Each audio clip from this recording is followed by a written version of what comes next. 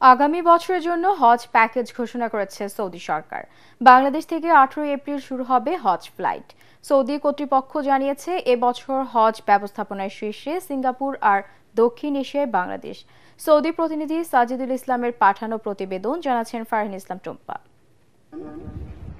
চলতি বছরের হজ কার্যক্রম শেষ হতে না হতেই আগামী বছরের হজের ডেডলাইন ঘোষণা করল সৌদি সরকার।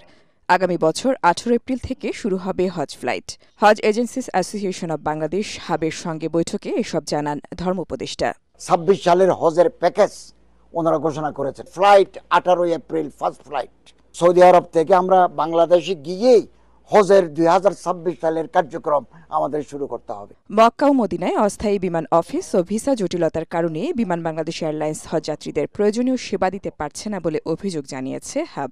আমরা দাবি করেছি একই রকম সার্ভিসটি যাতে বাংলাদেশের ঢাকা, সিলেট, চট্টগ্রাম থেকে দেওয়া হয়, যাতে হজযাত্রীরা কোনো রকম সমস্যা মুখোমুখি না হন। আর বিশেষ করে এই বছর আপনারা জানেন বাংলাদেশ এবং সৌদি পর্বে অসাধারণ একটি হজ আমরা সম্পন্ন করতে পেরেছি। এদিকে আবহাওয়া পরিবর্তনের কারণে 2050 সাল পর্যন্ত হজযাত্রা হবে সহনীয় ও স্বস্তির। আগামী 25 বছরের হজ ক্যালেন্ডার প্রকাশ করে এমন আশার কথা জানিয়েছে সৌদি সরকার। Bureau report, ATN Bangla.